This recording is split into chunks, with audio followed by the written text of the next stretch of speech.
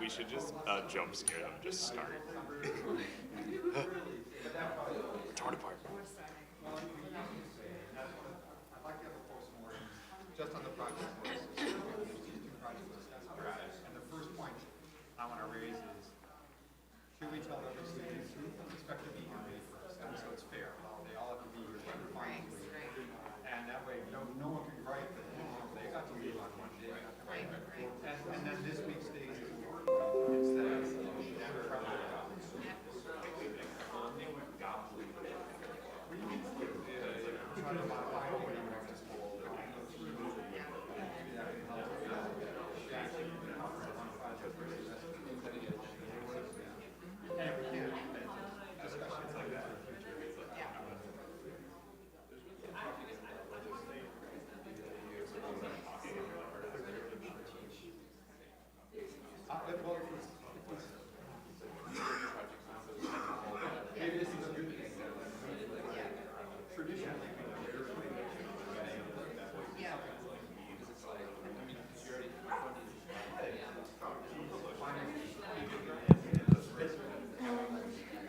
All right.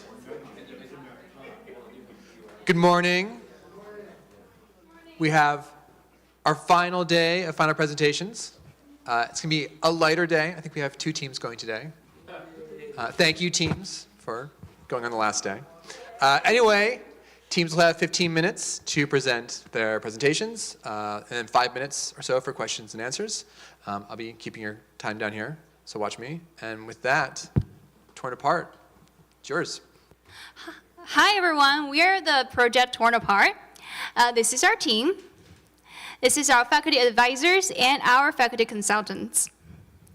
And in our process, we also have interviewed a number of subject matters experts, which help us further validate and clarify our transformational goal and our approach towards it. Special thanks to Dan Holland and Dr. Walker and Homewood Children's Village. We'd like to show you our video teaser of the game Torn Apart.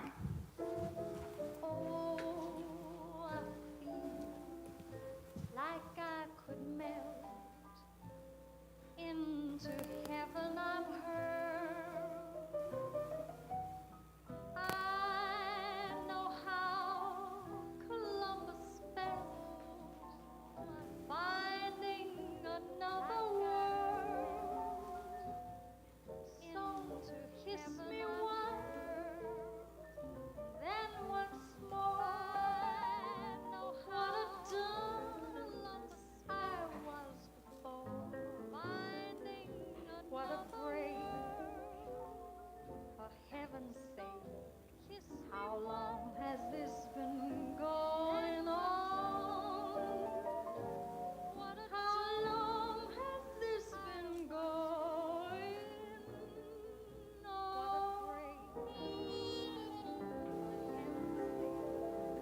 How long has this been going on? Our objective this semester was to create a narrative-driven game about a neighborhood that is slowly losing its culture and community in the hopes of shedding light on how gentrification impacts communities. A quick look at our narrative was that you play as Kendall, who is helping Uncle Bernie pack his apartment and move out, and you pack one room every weekend across 4 weeks. And as you do that, you learn more about Lawrenceville neighborhood, that's where you are, and also why Uncle Bernie is actually moving out. The featured characters in this experience are Uncle Bernie, the person you're helping, Aunt Peggy, who is Uncle Bernie's wife, Sammy, who is Uncle Bernie's friend, and they were in a band together, and also Bernie's neighbors and friends who you interact with through the game. There are three narrative arcs in this experience. The first one is that of Sam and Sammy's Corner. Sammy's Corner is a jazz band and restaurant. This one is supposed to shed light on loss of culture and community. The second narrative arc is Peggy and the Community Garden. This one's supposed to shed light on how profit-driven gentrification affects the neighborhood. And second one is the varied neighbors that you interact with. This one broadly looks into how communities are affected by gentrification. The story is divided mostly between 3 weeks, 1 week being a level. In Sammy's Corner arc, you learn first about Sam and Bernie's friendship and how they were in a band together called the Jazz Postmen. And as you learn more about their band, you realize their friendship is not the same. And towards the end of the game, you find unsent letters from Bernie to Sam, and you notice that they've been fighting because Sam had to sell his restaurant. For Peggy, similarly, you first discover how Bernie and Peggy used to be neighbors and how they frequented the community garden together, and this led to old gardening gloves and the wedding vows that symbolize Peggy's efforts with the community and how they fell in love at the community garden. The third one is that of the neighbors. This gives you the atmosphere of the apartment complex in general. You learn more about the neighbors as you interact with them, returning misdelivered packages and utensils, and as you learn until week 3, when you see piles of moving boxes in the hallway and you realize that everyone has been evicted and forced out of the apartment complex. All the narrative arcs conclude in week 4. This is when you realize Sammy's Corner has been replaced by a popular coffee chain shop.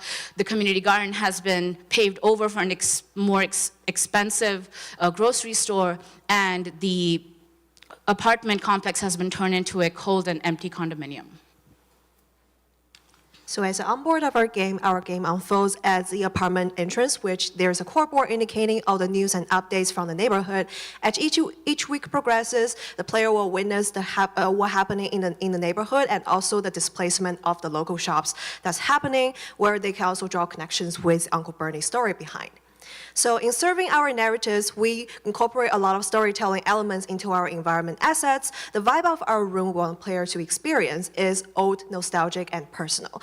Therefore, we added a lot of, we introduced the Uncle Bernie's personality in the living room by introducing them to pack his letters, his guitar, his music sheets, books, and also some of his personal photos. So also you can see from the trailer's video, the music play on the vinyl also indicate his identity as a jazz musician.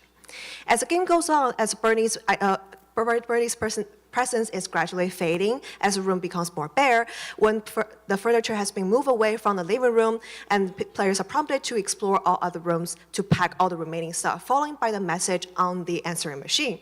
Then this leads to our week 2, which is the kitchen. So many of our kitchen assets are directly related to Bernie's relationship with the neighbor, who are also his friends. As you can see on the top left, some of the core interaction involving Sequinder's bowl. Sequinder is Bernie's close friend, and also Peggy's iron skillets, and also Sammy's Corner's spice jars. Sammy's Corner is a local restaurant from the neighborhood.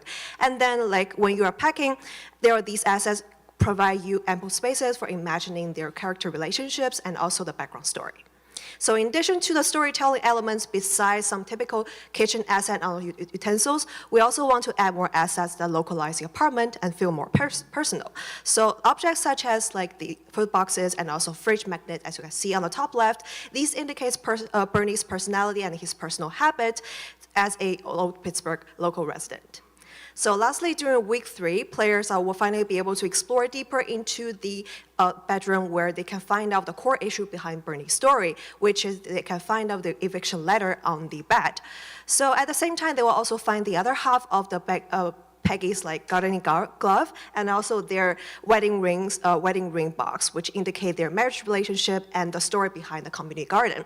And when they look outside of the window, player will also see the renovated neighborhood buildings, which indicate there's a looming displacement that will happen as apartment as well. So eventually, the apartment is fully vacated with white and clean walls, and the game progresses to the end. The contrast evokes a deeper and stronger emotion for the player, where everything that used to be lively and familiar has not gone. And also in our game, there is the hallway part. On week 2, you will see there are many Some Penny's flyers. Some Penny is a large coffee business that is replacing Lawrenceville's small coffee local business. And on third week, there are packing boxes everywhere. It indicates that Lawrenceville's residents, they are all moving out, just like Bernie. It happens to everyone. And you will also see flyers and bags from Toto Foods. And it's a large grocery that's opened recently near the neighborhood. Also, if you look outside of the living room window, you will see there's a huge billboard out there. It says, "Welcome to Lawrenceville" at week 1 and week 2. However, it's being replaced to "Real Home" on week 3. And outside of the bedroom window, you will see there are modern buildings that is under construction. Through all this design, we want to tell the player that this neighborhood is in the process of being replaced, is being gentrified, and people are leaving because of this. We also like to introduce the Lawrenceville Association in the flyers. It is a community association based on Bloomfield Co-op that creates events and campaigns that increase the engagement and quality of life in the neighborhood. To complement the flyers, as we explore Bernie and Peggy's bedroom, we will find out that Bernie is part of this Lawrenceville Association.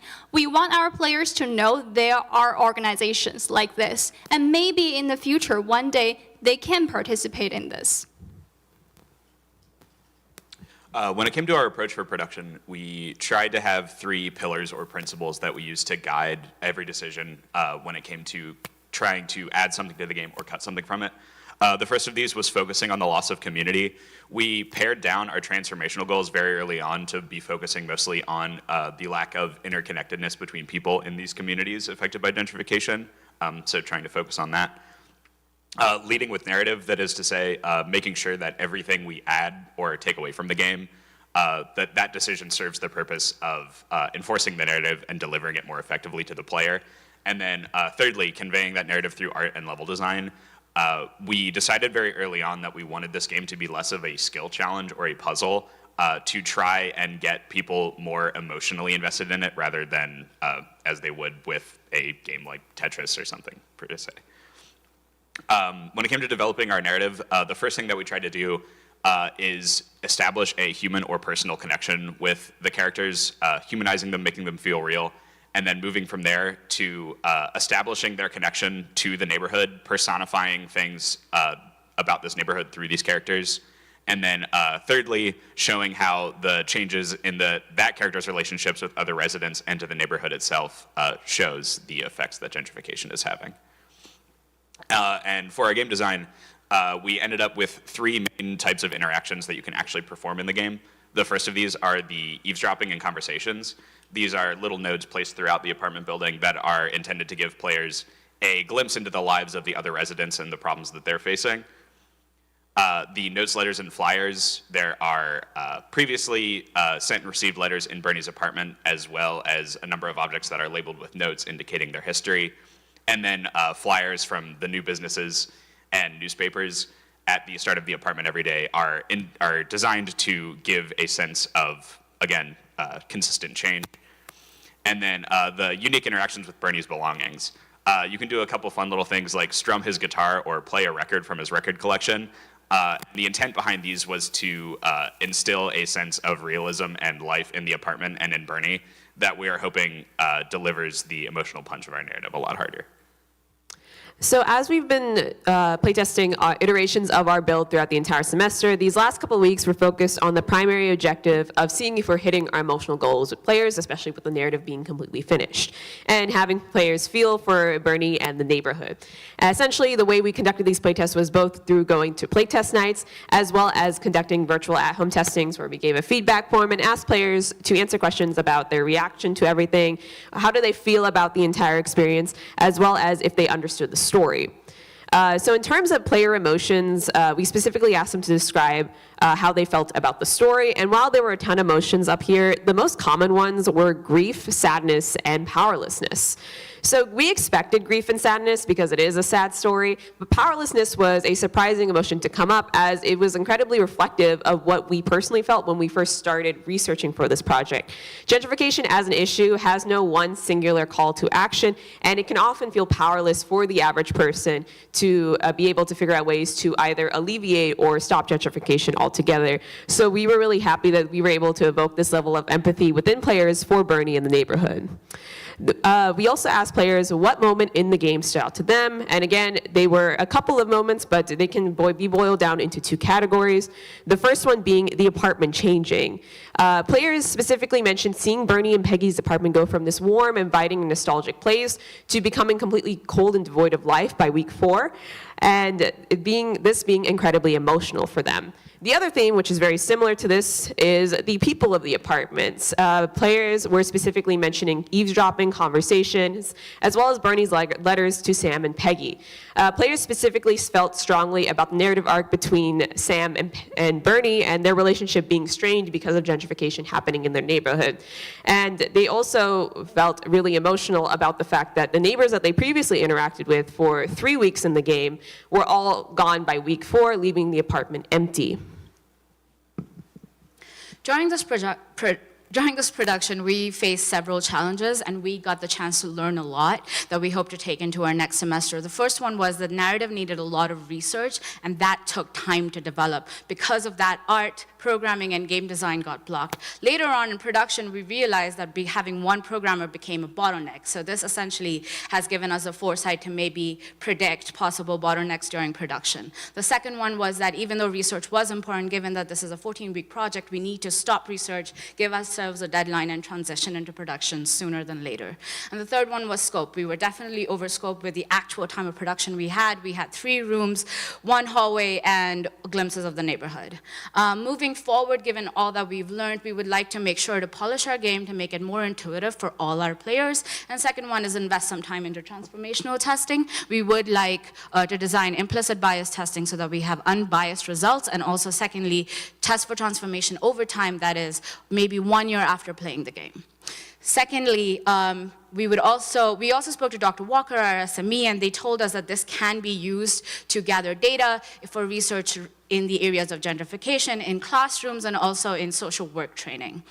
Thirdly, we would like to submit this to festivals, and yeah, that's it. Thank you.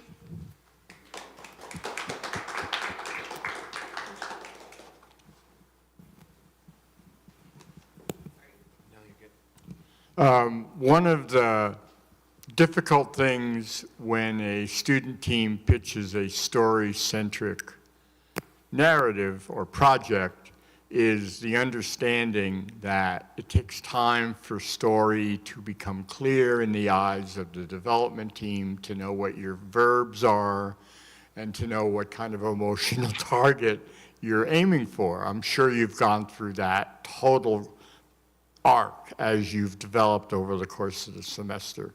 What is your advice to the faculty for what they should tell teams that want to pitch a narrative-centric project, and how should they evaluate whether that team is ready to embark on that journey?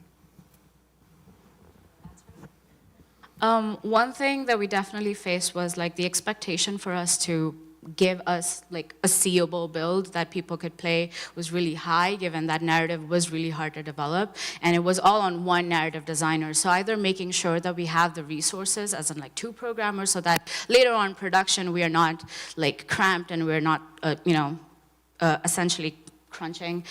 Secondly is that maybe advise us to like scope down, because we thought we have 3 artists, we'll be able to do everything. That was not true.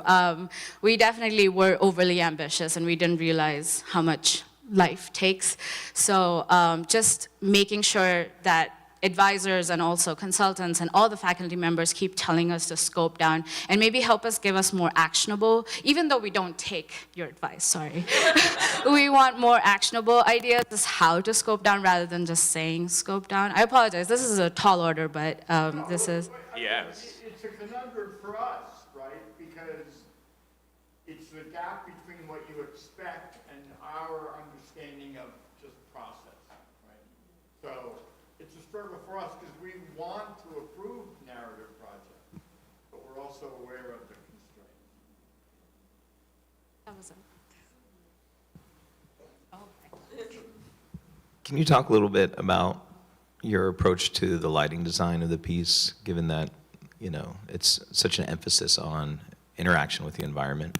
Yeah, of course. So it's kind of shown a little bit in the video teaser and in the GIFs, but essentially as you start in the beginning, we focused on having really warm, kind of almost like afternoonish lighting where the entire space feels very warm and inviting. And then as the weeks go on, it starts to get colder and much more like dimmer. And then finally by week 4, it becomes like much more of a blue tinted lighting. Yeah, you can kind of see here. There's more of this afternoon light versus here where it's incredibly kind of cold and devoid. Because we wanted to really emphasize the change that is happening to not only the apartments, but also to the neighborhood as well. My understanding is it's mostly textual. You're reading letters and things. Is there VO that accompanies those, or no? No. I'm curious about that choice. Why did you, for a game where you're trying for strong emotion, why did you lean away from voiceover? The original intent was to help us better iterate on things like dialogue without having to go back to somebody for repeated voice takes. That was something that we did end up struggling a lot with, though, is that because the dialogue was changing so much, trying to nail down audio cues for people speaking was something that we struggled with our sound designer a lot, and something that we didn't quite end up solving. But that was our reasoning initially for not going with full voice acting. Got it, thanks. Jonathan, behind you. Jonathan's behind you. Sorry, no worries. So looking at this project right at the end, to me it feels like the transformational goals may not be as important as the fact that you made a kind of moody, interactive, thematic, emotional kind of narrative piece that evokes people's feelings about this issue but doesn't necessarily push for like a particular form of action or all those kinds of things, right? Do you feel like you as students feel pressure from us to pitch these kind of serious game projects as being transformational? Because just pitching it as like a moody narrative interactive project isn't enough? I guess that's a weird question, but yeah. Yes. I think our understanding is generally that if you just pitch a game as like, it's a good story, it just won't go through. Jonathan, you say this a lot, that you can pitch on whatever merits you please, but then once you go through, it's ollie ollie oxen free. But I think we did try, and I think succeeded pretty decently in establishing that transformation in people. But it did, when it like came down to crunch time, yeah, it became hard to have that be like absolutely at the forefront of everything. Or to test for it, yeah. That was another big thing, is that because we were so strapped for time, iterating on how that transformation hits was really difficult. That being said, the original reason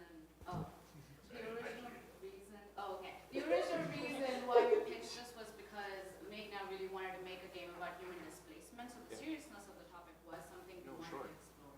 But transformation was, we thought maybe we could explore it, but given the scope of the actual game and our transformational goals, we couldn't achieve that. Well, I think it relates to the story developing over time. You're not really sure when you begin what the transformation might end up being, right? Because the story needs to tell you what it's about. You understand what I mean? That's time. Thank you. Let me turn this on.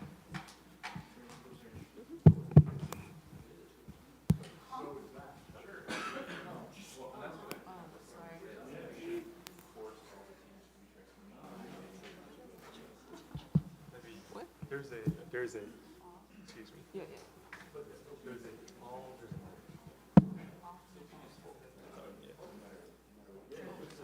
For the video. For the animatic close it. Does anyone know words? Yes.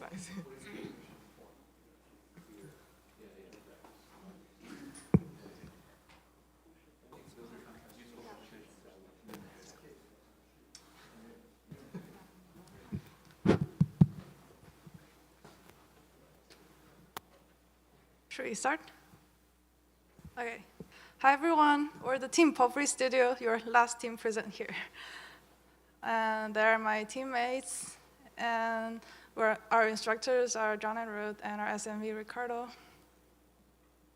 So we're making a 3D stereo animation, as we said, in half, with a heartwarming story about an old man, Oliver, who lost his beloved wife and his journey in the fantasy world.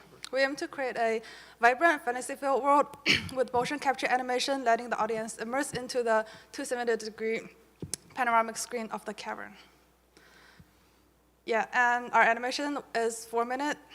Our audience would be basically general audience, but also people who might be interested in the panoramic or immersive media. Our production revolves 3 points: storytelling, motion capture animation, and also visual effects. We're about to play our animation, but just a heads up, it's designed for 270-degree screen, so for your best experience, please come to Cavern to see the true immersive form.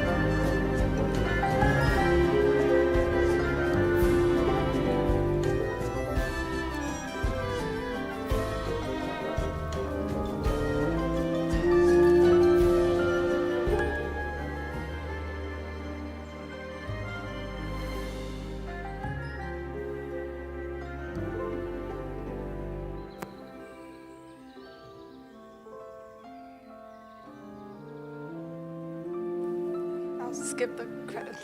Okay, so we'll start talk about Cavern. You probably already know it's huge, it's panoramic, and it gives you an immersive experience. But we also face some challenge while working on the media like Cavern. The first one is the size. On the art side, the size of the scene was limited by the dimension of the cavern. That's what we didn't expect in the first place. Since we want a 3D effect, we want to create a life-size room, which is the Oliver's kitchen. But after we realized the size of the kitchen is limited by the cavern, we tried the alternate way to create that feeling, which is we add decorations and use lighting and colors to make that feeling. Another one is the rendering. Rendered animation on the cavern media is different than on the flat screen. So our process is that we render 6 video files from the Unreal Engine sequencer, 3 for left eye, 3 for right eye. And then we put them into the Adobe Premiere file and then export it and then put on the cavern. That's how it works. And after hours of rendering and exporting, we can finally see it on the cavern. It doesn't seem very long for one final render, but we often have to do this back and forth several times to just fix a small thing. And next, I'll hand it over to Sarah. So at the start of the semester, our instructors provided us with this pre-production package, which included a rough animatic and outline of the narrative to get us started. From there, we continued to iterate off of the narrative, which brings us to our production pipeline.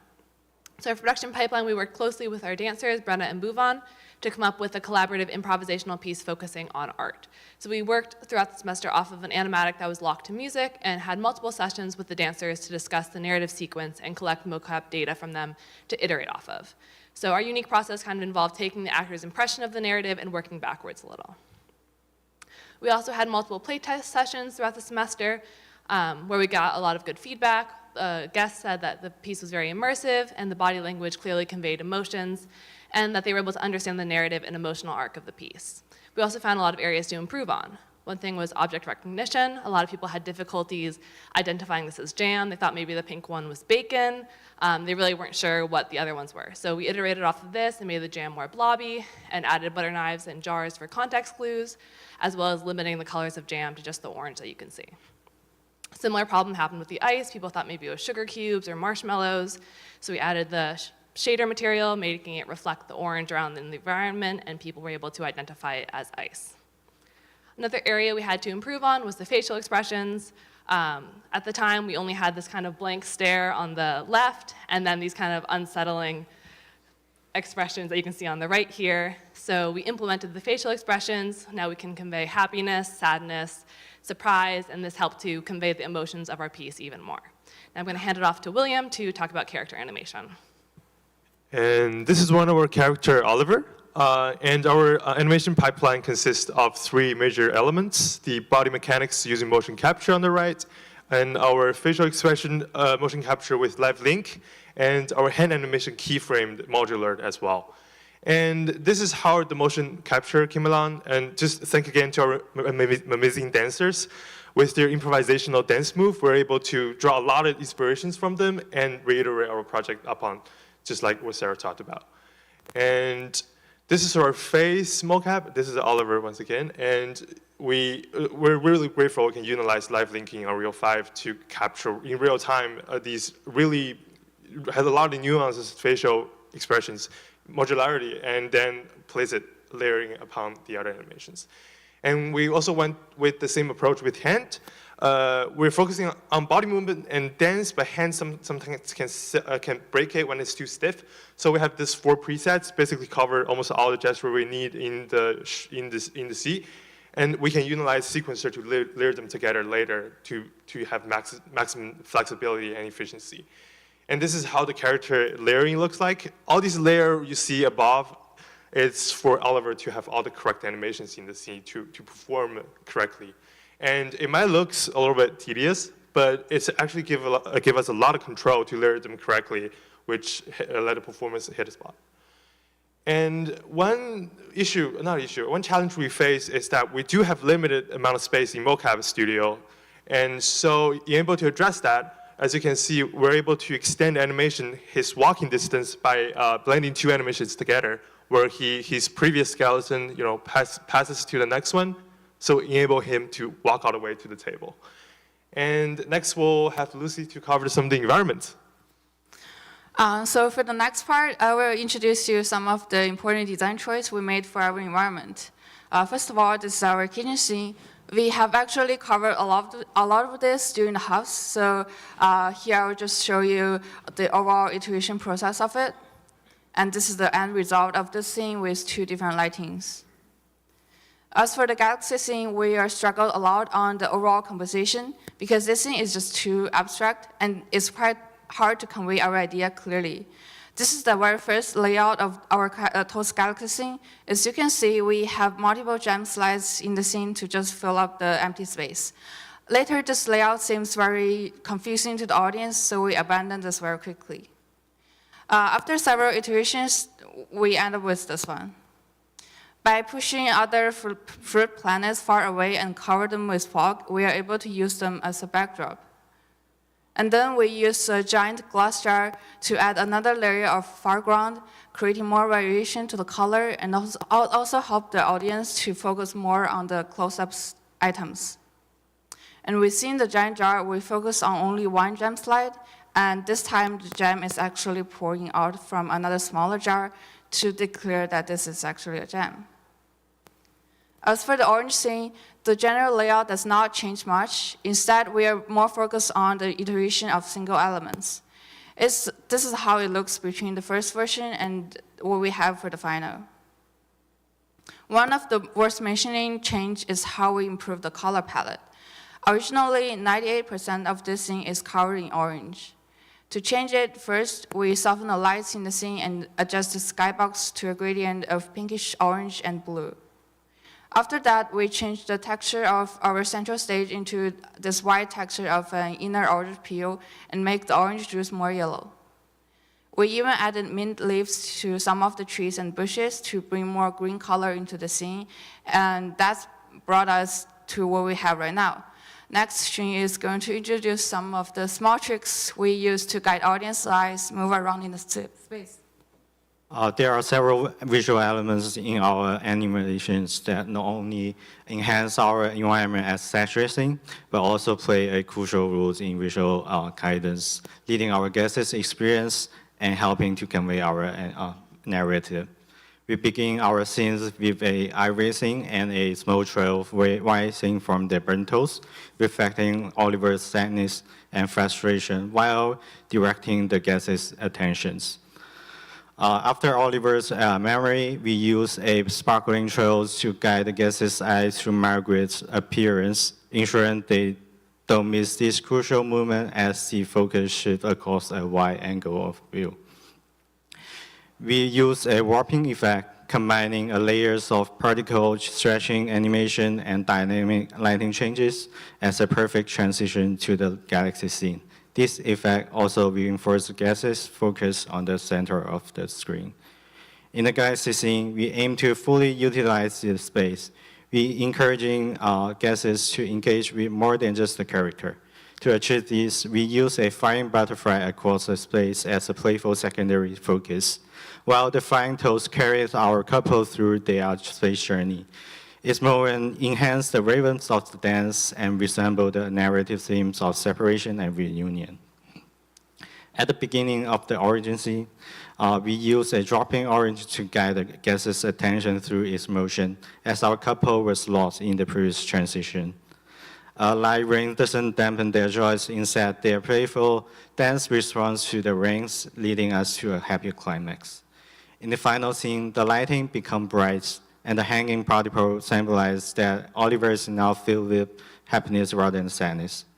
These are a few examples of how we use various visual elements to guide our guests' experience on the panoramized screen, enhance our storytelling, and enrich the emotional tones of each scene. So there are a couple of takeaways for this project. First is limited scope. 14 weeks is fairly short amount of time for a complete animation project. So we really prioritize what we want to achieve, which is an animation that conveys strong emotion. And secondly, we reach out to the motion capture lab in the main campus fairly early so that we can figure out our workflow in the beginning of semester and launching right into the production process. And last but not least, so we are always designing, thinking about the immersive space we're designing for, because we're not building traditional media. And finally, we want to shout out to our dancers, Brenna and Bhuvan, our motion capture technician, Justin, and Steve for all the support he gave for the Catherine. Thank you so much, and we're happy to take any questions.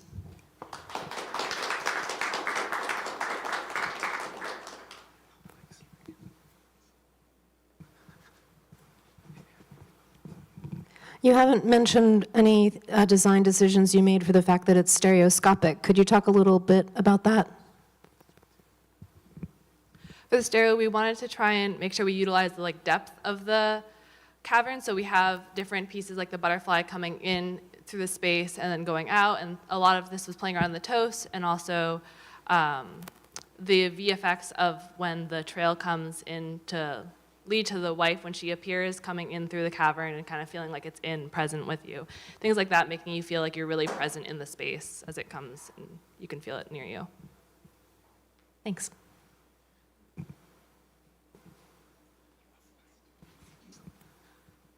All right, thanks. Good job, guys.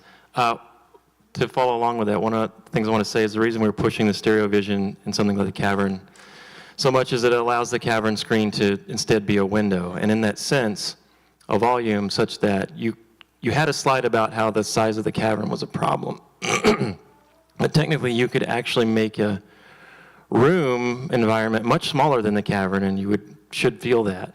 Now, there are reasons why that doesn't quite work, but I want to ask what if you tried this and discovered this on your own, or you just made this assumption about the size?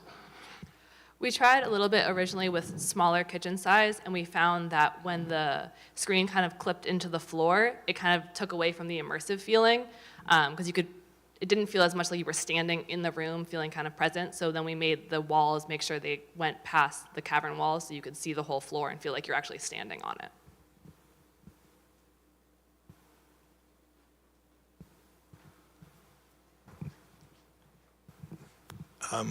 Excuse me, really strong work.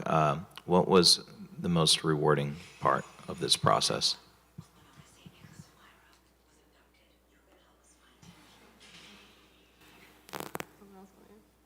I guess to see all these pieces played out in cavern, like because we're designed for cavern, all this music work together, have been blocking earlier. We hit all this point. John also always mentioned to hit some of the emotional points in your piece, and then I think when we hits the point, have it convey the message we want, that feel really good. Just everything come together. I'd also say a rewarding part was seeing the mocap data from the dancers finally getting put into our scene and seeing it all come together was very rewarding. You did not only rely on dancers for mocap, is that right? Only rely. You did not only rely on dancers, is that right? Oliver's first motions were not dancers, is that right? Yes, the kitchen scenes were all me acting, actually. I think that's impressive, really. Thank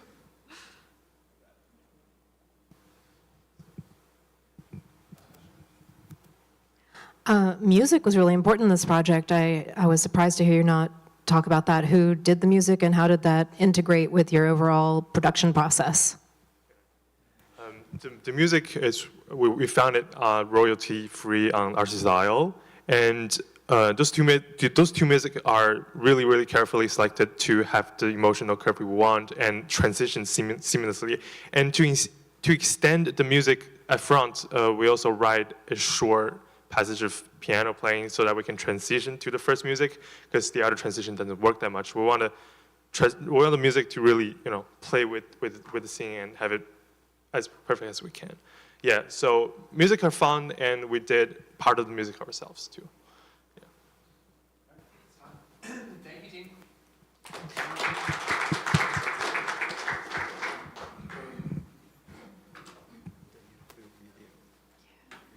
All right, that was the last presentation of the fall 2024 semester. Thank you, teams.